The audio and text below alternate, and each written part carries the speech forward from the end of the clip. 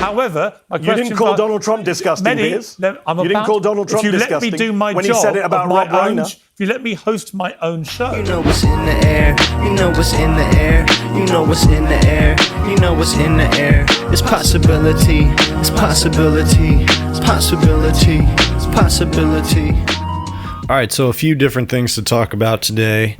Mehdi Hasan did an appearance on Piers Morgan where they discussed a few different topics. They talked about USAID, they talked about the war in Iran, as well as talking about Lindsey Graham's death. Lindsey Graham has passed away the other day. He died suddenly, very sudden heart condition that hit him while he was on a trip to Ukraine. And Piers Morgan basically tries to frame this, as he has done in the past, as the left is so cruel when people die, etc., and is trying to kind of stick Mehdi with that, as well as talking to this fucking clown who is a Trump guy. This is somebody who worked in the previous Trump administration and also on Trump's 2020 campaign. So not currently working for Trump and didn't work on the 2024 campaign as far as I can tell, but longtime Trump guy, and seems to be one of the more like pro-war, less fake populist type of dudes. One of the dudes who's happy to just come out here and trot out the pro-war, pro-Israel type of perspective. Mehdi Hasan also had kind of a failing voice in this interview. His voice was hoarse,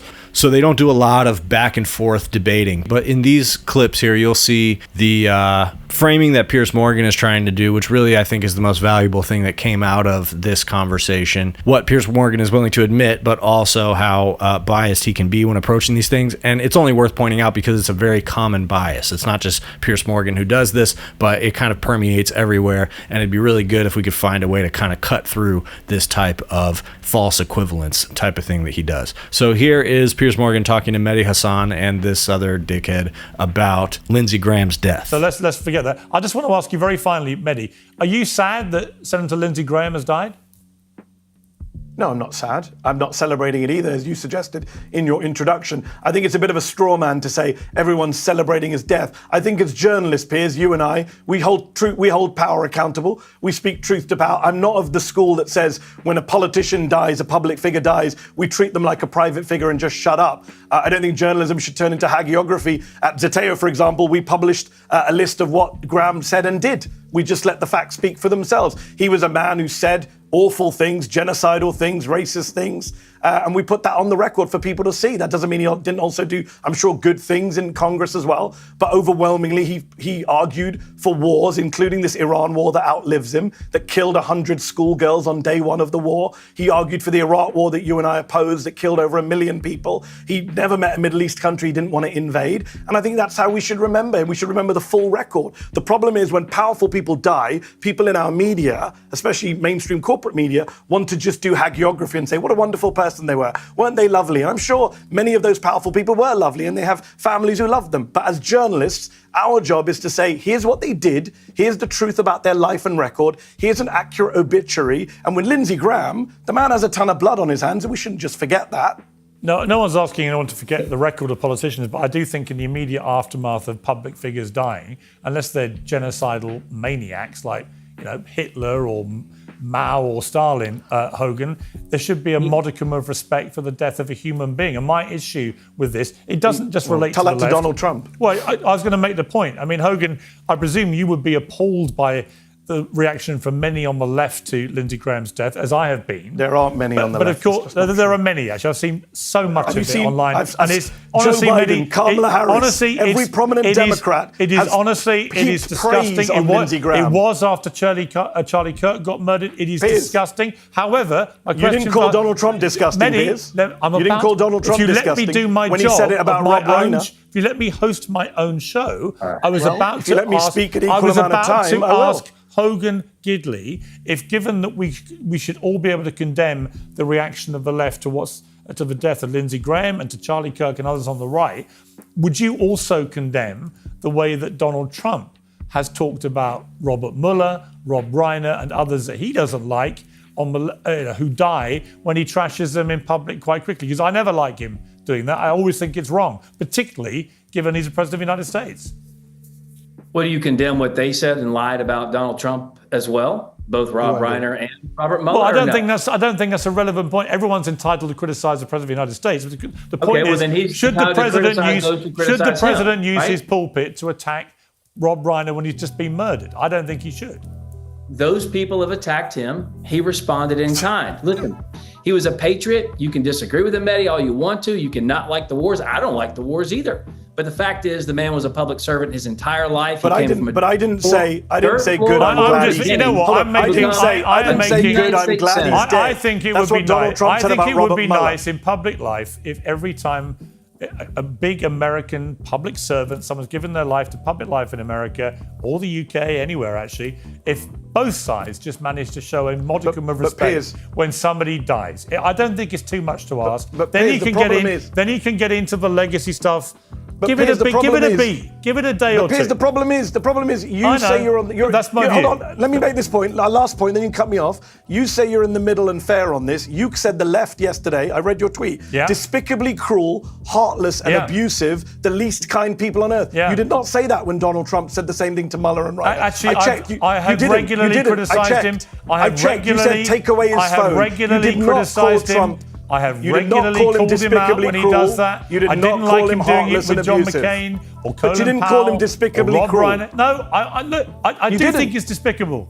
So let me be clear. You do think? Right? Okay, good. But there's I love nothing. it when we end to on me, agreement. there's nothing we more both hypocritical. Agree it was despicable. Nothing more hypocritical than people with the hashtag #BeKind in their bio on social media. Do you think it's despicably cruel for Donald Trump to attack the Kennedy family on the day their granddaughter Tatiana Schlossberg when died? they die? That is the least be kind thing imaginable. Anyway. I'm going to be kind and put your voice out of its misery. Thank you, Mehdi. Okay, so he is basically trying to do this thing of, the left. Every time somebody dies, they experience this jubilation, this celebration. They're so cruel. They're so mean. He said something to that effect, that the left is the most depraved or deplorable in their responses to this type of thing. And this is something that you're getting from the right consistently now.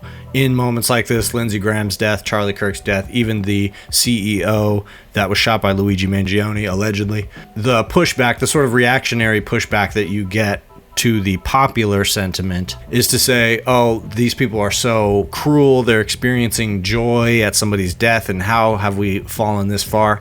And so there's a couple things happening here, because there's the Trump aspect and the sort of blue versus red aspect of it. But then there's also, like in the case of the CEO, I believe a little bit in the case of Lindsey Graham and Charlie Kirk to a lesser extent, just because he was mainly known as a personality. So mostly just people who were interested in online politics knew about Charlie Kirk. But when it comes to somebody like Lindsey Graham or a CEO, a healthcare CEO, people popularly feel like they don't have a lot of say in these things. And somebody like Lindsey Graham is somebody who flaunted his power in a way that was not really something that the average American wanted. He seemed to have outsized power, even for a senator. His ability to throw his weight around and convince Trump that a war with Iran was a good idea, or that we should bomb this person or that person.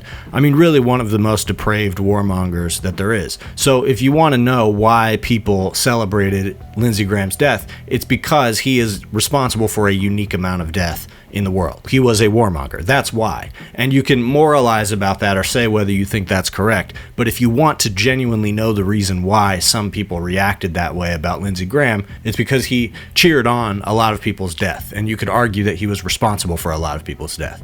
That's just the long and short of it. Now, the other aspect of this is, even when Piers Morgan tries to flip it back to this other guy, to say, do you think it's wrong for Trump to, celebrate people's death or say the type of things that he said on Twitter? And he won't even answer that question. He says basically they deserved it because of the things they said about Trump. So that's about the Trumpiest answer you can give. And Piers Morgan, when faced with that on his show, as he reminds us, he is not willing to say that's deplorable. It's deplorable that you can't even say that Trump shouldn't say that. As well as Piers Morgan giving kind of a weak, I do think it's despicable. Okay, good for you. But there's this kind of fundamental imbalance that we have to deal with here. And actually, the imbalance that exists there is kind of fundamental to all of politics, is this idea that certain forms of violence, certain forms of violent rhetoric or mean-spirited rhetoric are taken as more serious or taken as more punishable than others. And there are sort of fundamental power structures that are protected, while people on a popular working class type of basis are marginalized for their expressing of radical sentiments. To put it more simply, Trump is allowed to say whatever he wants when a person dies, but Piers Morgan is pointing at average people, regular people with hashtags in their bio, in saying that these are some of the worst people I've ever seen. So he's not only overlooking Trump and the things Trump says, which, given the power that he has, makes him objectively a worse human being than anybody who's just chattering on the internet, which also goes for Lindsey Graham as well. Although he may have been a little bit more calculated in what he was saying, he often said things that were absolutely despicable about human beings that he thought we should kill, human beings that we had killed. And so the right is always going to do that. They're always going to say it's so horrible that the left is responding to this way, while ignoring what Mehdi Hasan was trying to say, which is that every leader of the Democratic Party, I would say to a fault, came out and had positive things to say about Lindsey Graham. This is what happens every time. They did it when Charlie Kirk died as well. But obviously the right wing ignores that because they just want to focus on not even the parts of the left that are more violent or more gleeful or whatever. They just want to focus on degrading the social fabric. That's their project. So they see this as an opening to do that. And Piers Morgan is doing the same thing. He is, by doing this false equivalence, allowing this terrible person to just say, well, Rob Reiner deserved Trump, the president of the United States, to shit on him on the day of his death because of things he said about Trump. And yet it's terrible that anybody, Joe Blow, would have anything negative to say about Lindsey Graham after his death, or even Mehdi Hasan, who is great in the journalistic work that he's done, but much less consequential in his words than the president of the United States. So that degradation of the social fabric is the point, and it does lead to all forms of violence really across the political spectrum in and out of the United States. And that leads to the stuff that's going on with Ro Khanna, where essentially he got detained by the IDF in the West Bank while he was there visiting Palestinians who live there, and yet the occupiers, which would be the IDF, essentially policed his being there, held him up for a while until I think he said some other authorities showed up. And so essentially the act of him being there in the West Bank talking to Palestinians on their land was enough to cause the IDF to essentially detain him for over an hour. And he said that he was subjected to racial apartheid essentially when he was there. It's like objective even when you look at it, that what you're experiencing is apartheid, you know, when you go and visit. And he encourages other lawmakers to go and visit the West Bank and see what it's like there. But he also said that even on the basis of his skin, he could feel the racial bias against him, the fact that he was in fact being marginalized into this apartheid structure based on the way he was treated by the IDF while he was there. So this has turned into a major news event, obviously, with the reluctance of the American media. So there's a lot of talk about it, and it's good. I think Ro Khanna undeniably pushes the conversation in the right direction constantly on a consistent basis. And he talked to Hasan Piker about all of this. And the interesting part of it, though, that I wanted to highlight was that Hasan presses him a little bit on the idea of an arms embargo on Israel. And Ro Khanna says that that's not what he supports, that he supports sanctions on certain members of the Israeli cabinet, as well as like certain restrictions on arms and ending aid to Israel, U.S. aid, but does not support an arms embargo. So the distinction between those things, as well as what it means that Ro Khanna doesn't support that, is what I want to get into to wrap it up here. So here is Hasan Piker talking to Ro Khanna about his position post-IDF detainment about an arms embargo on Israel. I want to get a little bit of clarity here because you brought up the idea of being comfortable with sanctions, especially sanctions on any institution, financial or otherwise, that's touching the West Bank. But are you comfortable with like targeted sanctions of that sort? I want to get like full clarity on it. And also, are you comfortable with advancing a demand for an arms embargo,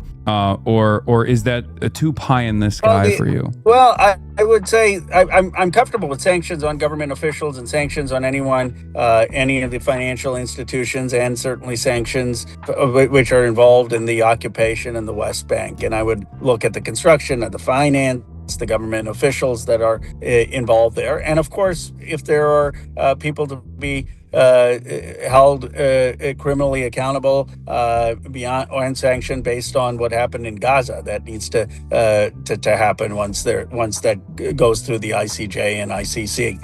On what the way I frame it, similar to Sanders and others, is no military sales under our Leahy law, and the arms embargo in candor would go further. It would that would mean I suppose, as you would define it, that you would stop Israel even from getting defensive weapons, even not from us, but if they just want to get Iron Dome or things. That to me is probably too far. I mean, I'm all for defending and saving human life, so I have framed it the way Sanders or others have: no military sales in terms of things that could. But you would not be in favor of a similar ease of access to defensive weapons for the Palestinians, right? Palestinian state? No, I mean, I think if a Palestinian state wanted to have Iron Dome, I don't think that's a problem. Okay. Why would that be a problem? All right. Well, I hear this from other Democratic congresspersons as well, and it's always interesting to hear their perspective. Oh, but I would, I would restrict all aid, so zero out all aid, and I would restrict all military sales. I guess the question is, do we?